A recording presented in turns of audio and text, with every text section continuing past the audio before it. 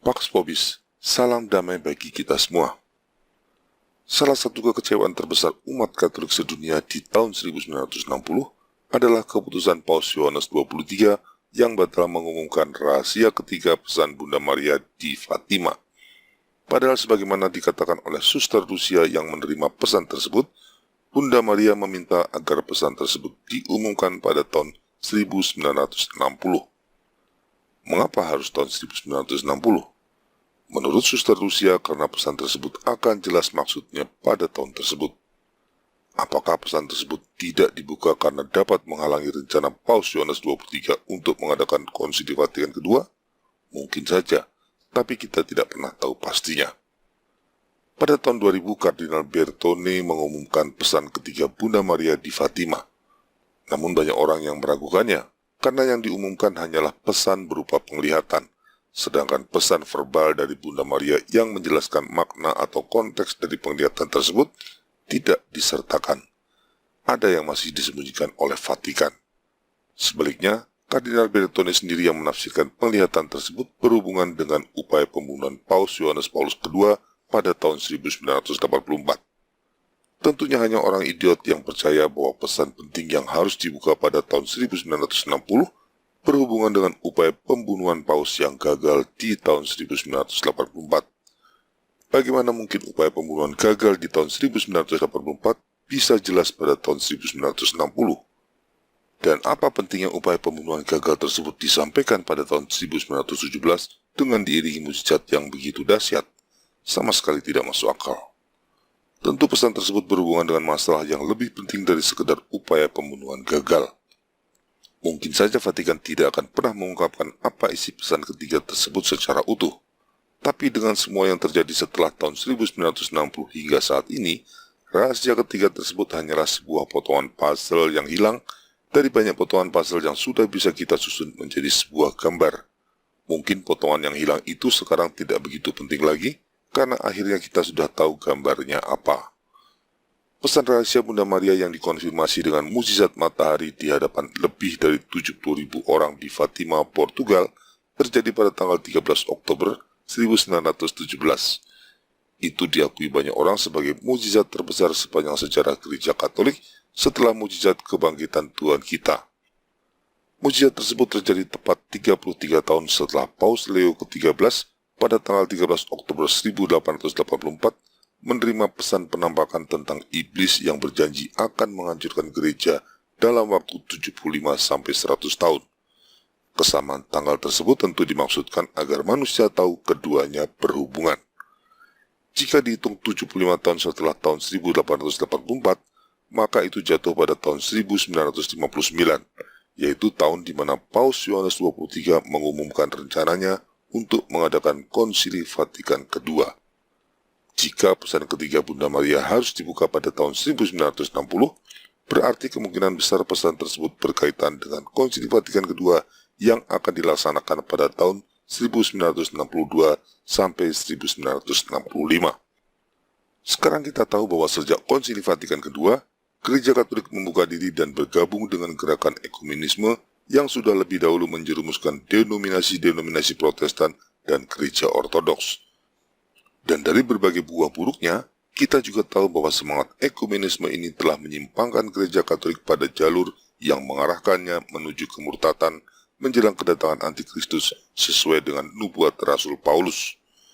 Karena kemurtatan menjelang kedatangan Antikristus menurut Rasul Paulus adalah pekerjaan iblis, maka Konsili Vatikan kedua adalah serangan terberat dari iblis terhadap Gereja Katolik yang sudah dinubuatkan sejak penglihatan Paus Leo ke-13. Serangan terhebat yang dapat dilakukan iblis terhadap gereja memang bukan serangan fisik, tapi serangan yang menyebabkan kemurtatan gereja. Konsili Vatikan kedua ini juga yang berusaha dicegah oleh Bunda Maria melalui rahasia ketiga di Fatima pada tahun 1917 yang batal diumumkan oleh Paus Yohanes ke-23 pada tahun 1960. Dari mana kita mengetahui pesan ketiga Bunda Maria berkaitan dengan semangat ekumenisme dan Konsili Vatikan kedua? Karena ketiga pesan rahasia Bunda Maria pastilah saling berkaitan, maka kita bisa memperkirakan apa isi pesan ketiga berdasarkan isi kedua pesan sebelumnya. Pesan rahasia yang pertama dari Bunda Maria adalah penglihatan tentang neraka. Pada pesan ini, Bunda Maria berusaha mengingatkan gereja bahwa hukuman neraka bagi mereka yang mengabaikan ajaran Tuhan adalah nyata, bukan konsep atau spekulasi teologi saja. Ini tentu berkaitan dengan kemurtatan yang menjadi tujuan akhir dari ekumenisme, di mana manusia tidak lagi takut pada neraka dan mengabaikan hukum-hukum Tuhan. Semangat ekumenisme dalam gereja Katolik memang dibangun dengan asumsi sesat bahwa semua orang, baik yang percaya maupun tidak, pada akhirnya karena kerahiman Tuhan diselamatkan oleh karya penebusan salib Kristus. Itu tercermin pada perubahan rumusan konsekrasi pada Misa Novus Ordo. Jika diterjemahkan, rumusan konsekrasi dalam misa Latin tradisional berbunyi demikian: yang ditumpahkan bagimu dan bagi banyak orang demi pengampunan dosa. Yang berarti, karya penebusan memberikan keselamatan bagi mereka yang percaya. Tapi dalam Misa Novus Ordo, rumusan itu sengaja diubah sesuai semangat ekumenis. Yang ditumpahkan bagimu dan bagi semua orang demi pengampunan dosa. Artinya, karya penebusan menyelamatkan semua orang, baik yang percaya maupun tidak. Jika semua orang diselamatkan, maka iman yang benar tidak lagi penting. Jika iman yang benar tidak penting, maka demi semangat perdamaian dunia, semua agama dapat dipersatukan dalam semangat kemanusiaan dengan menyingkirkan hukum-hukum Tuhan. Itulah kemurtatan yang konsekuensinya diingatkan oleh Bunda Maria pada rahasia pertama dalam bentuk penglihatan akan neraka. Pesan yang kedua adalah permintaan agar Paus bersama semua uskup mengkonsekrasikan Rusia. Jika permintaan ini dilaksanakan, maka Rusia akan bertobat dan perdamaian dunia akan terwujud. Pertobatan Rusia yang dimaksud adalah kembalinya Gereja Ortodoks Rusia ke dalam Gereja Katolik. Ini tidak lain adalah permintaan agar gereja kembali bersatu bukan dengan cara ekumenis, tapi dengan metanoia. Jika Gereja Ortodoks Rusia kembali bersatu dengan Gereja Katolik, maka semua gereja Ortodoks lainnya akan mengikuti jejak untuk kembali bersatu. Jika seluruh gereja Ortodoks kembali bersatu dengan Gereja Katolik, maka seluruh denominasi Protestan tidak punya pilihan lain kecuali kembali bersatu dengan Gereja Katolik. Itulah makna dari pesan kedua Bunda Maria. Karena pesan Bunda Maria pasti sejalan dengan kehendak Tuhan, maka itu berarti bahwa Tuhan sendiri yang menghendaki semua Kristen kembali bersatu di dalam gerejanya yang satu, kudus, katolik, dan apostolik melalui metanoia. Atau dengan kata lain, Tuhan tidak menghendaki persatuan gereja dengan cara ekumenis sebagaimana yang sudah mulai dilakukan oleh denominasi-denominasi Protestan 7 tahun sebelumnya, yaitu pada tahun 1910 dalam konferensi misionaris Edinburgh. Bunda Maria pasti tahu bahwa pesan kedua ini akan diabaikan dengan berbagai alasan. Kemungkinan karena takut tindakan itu dianggap melecehkan Gereja Ortodoks Rusia dan menyinggung pemerintah komunis Uni Soviet yang saat itu menjadi ancaman bagi perdamaian dunia. Permintaan itu tidak pernah dilaksanakan oleh Gereja Katolik sesuai permintaan Bunda Maria. Selain itu, Gereja Ortodoks Rusia malah sengaja mengambil langkah yang berlawanan dengan jalan bergabung pada gerakan ekumenisme melalui Dewan Gereja Sedunia atau World Council of Churches pada tahun 1948. Sampai di sini kita sudah melihat adanya perseteruan antara perempuan melawan ular, tepat seperti yang sudah dinubuatkan Tuhan sejak di Taman Eden. Ular atau iblis sejak tahun 1884 melalui penglihatan yang diterima oleh Paus Leo ke-13 sudah bertekad untuk menghancurkan keturunan perempuan, yaitu Gereja Katolik.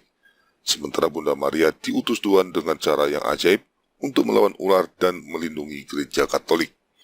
Iblis berencana menghancurkan Gereja Katolik melalui ekumenisme yang akan berujung pada kemurtatan. Iblis mewujudkan rencana persatuan ekumenisnya melalui denominasi-denominasi Protestan dan kemudian juga Gereja Ortodoks sebelum membidik sasaran utamanya, yaitu Gereja Katolik. Di sini pesan Bunda Maria di Fatima dapat kita maknai sebagai upaya campur tangan dari surga untuk memperingatkan Gereja Katolik akan bahaya neraka kekal yang nyata jika terjatuh ke dalam kemurtatan akibat bujukan ekumenisme. Selanjutnya, Bunda Maria juga mengingatkan Gereja Katolik untuk melawan ekumenisme itu dengan membangun persatuan gereja melalui metanoia. Caranya dengan mengkonsekrasi Rusia agar bertobat dan kembali bergabung dengan Gereja Katolik. Jika ini berhasil dilakukan, maka seluruh Kristen akan kembali bersatu di dalam Gereja Katolik. Sementara itu, kaum modernis dan liberal di dalam tubuh gereja Katolik terus menyusup dan mempengaruhi gereja agar menyangkal pesan Bunda Maria dan memilih jalan ekumenisme demi perdamaian dunia. Mereka ini tidak lain adalah kaki tangan iblis, bapa segala dusta, dan mereka berusaha keras untuk mewujudkan kehendak bapaknya. Mereka tahu bahwa pesan Bunda Maria di Fatima adalah penghalang besar bagi rencana mereka dan harus dicegah. Kaum modernis dan liberal ini mendapatkan kesempatan emas ketika Paus Pius ke-12 wafat di tahun 1958. Pada saat pemilihan Paus, terjadi sebuah drama, di mana seharusnya yang terpilih adalah Kardinal Giuseppe Siri. Namun karena tekanan dari kaum modernis, pemilihan itu berhasil dibatalkan. Selanjutnya yang terpilih adalah Kardinal Angelo Roncalli, seorang modernis yang kemudian memilih nama Paus Yohanes ke-23. Ini pemilihan nama yang aneh, mengingat nama Paus Yohanes 23 sudah pernah digunakan oleh seorang anti-paus di abad ke-15. Apakah itu sebuah petunjuk bahwa Paus Yohanes ke-23 adalah seorang anti-paus? Kita tidak tahu. Pada tanggal 25 Januari 1959, Paus Yohanes ke-23 mengumumkan rencana besarnya untuk mengadakan Konsili Vatikan kedua. Pengumuman itu seolah sengaja dilakukan mendahului rencana pengumuman rahasia ketiga Bunda Maria di Fatima yang seharusnya diumumkan pada tahun 1960. Maksud konsili itu adalah untuk melakukan aggiornamento atau pembaharuan dalam gereja Katolik sehingga dapat mewartakan Injil sesuai dengan semangat zaman. Sekilas tampaknya itu tujuan yang baik dan menarik bagi banyak orang. Tapi dari buah-buah buruk yang terjadi sekarang kita tahu bahwa aggiornamento atau semangat pembaruan gereja ini tidak lebih dari bulu domba cantik yang menutupi serigala buruk bernama ekumenisme. Sekarang kita tahu bahwa tujuan sesungguhnya dari Konsili Vatikan kedua adalah mengubah gereja Katolik sedemikian rupa agar dapat mengakomodasi ekumenisme. Semangat konsili adalah semangat ekumenisme. Itu adalah rencangan Bapa segala dusta untuk mendatangkan kemurtatan di seluruh gereja Katolik sebelum kedatangan Antikristus. Sesuai dengan janji Tuhan, gerejanya tidak akan dapat ditaklukkan oleh gerbang ala maut. Maka tidak semua uskup tertipu dan bersedia tunduk pada semangat konsili. Ada uskup agung Marcel Lefebvre dan beberapa uskup lain yang tidak mau menandatangani seluruh dokumen konsili. Mereka bertekad untuk tetap setia pada ajaran tradisional gereja Katolik. Mereka inilah cikal bakal dari kaum tradisionalis Katolik yang berusaha untuk menjadi sisa umat yang setia hingga kedatangan Tuhan. Jika kita memahami kedua pesan Bunda Maria di Fatima terkait erat dengan upaya menentang ekumenisme, maka kemungkinan besar pesan ketiga Bunda Maria yang seharusnya dibuka tahun 1960 dimaksudkan untuk mencegah terlaksananya Konsili Vatikan kedua yang akan menjadi jalan masuk bagi semangat ekumenisme ke dalam gereja Katolik. Sayang sekali peringatan penting dari Bunda Maria ini malah diabaikan karena para gembala upahan yang sedang berkuasa di gereja Katolik memilih mengikuti rencana Bapa segala dusta.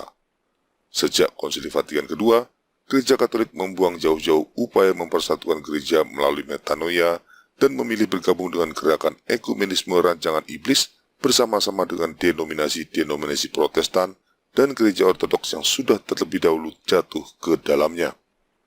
Jadi bisa kita simpulkan bahwa pesan Bunda Maria di Fatima yang dikonfirmasi dengan mujizat besar pada tanggal 13 Oktober 1917 tidak hanya penting bagi gereja Katolik saja, tapi juga bagi Protestan dan Ortodoks. Pesan tersebut mengingatkan kita semua akan bahaya ekumenisme rancangan iblis yang akan mewujudkan kemurtatan besar, tidak hanya bagi gereja Katolik, tapi juga bagi semua Kristen menjelang kedatangan Antikristus.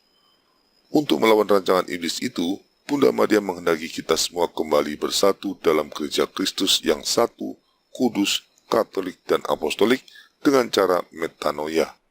Ini sejalan dengan apa yang sudah dibahas dalam video-video Crusader Network sebelumnya. Semoga pesan Bunda Maria di Fatima ini meneguhkan kita untuk keluar dari rancangan iblis dengan menolak ekumenisme. Itulah yang dikehendaki Tuhan ketika Dia bersabda melalui kitab Wahyu. Pergilah kamu, hai umatku, pergilah daripadanya supaya kamu jangan mengambil bagian dalam dosa-dosanya dan supaya kamu jangan turut ditimpa malapetaka-malapetakanya. Sebab dosa-dosanya telah bertimbun-timbun sampai ke langit, dan Allah telah mengingat segala kejahatannya. Kitab Wahyu bab 18 ayat 4-5. Selanjutnya kita bersama-sama membangun persatuan Kristen melalui metanoia agar kita semua menjadi satu kawanan dengan satu gembala seperti yang dikehendaki Tuhan. Satu lagi yang ingin saya tambahkan, dari sekian banyak kota di Portugal, mengapa Bunda Maria memilih Fatima yang mengingatkan kita pada nama dari Putri Muhammad Nabi Islam? Tentu itu ada alasannya. Nama kota Fatima bukan diambil dari nama Putri Muhammad, melainkan dari nama putri bangsawan Saracen Muslim yang memilih meninggalkan Islam dan menjadi Katolik, lalu kawin dengan seorang ksatria konquistador. Seolah ini pesan dari surga, bahwa apabila gereja telah kembali bersatu seluruhnya, maka banyak Muslim dan juga pengikut agama-agama lainnya yang akan dipertobatkan pada iman Kristen.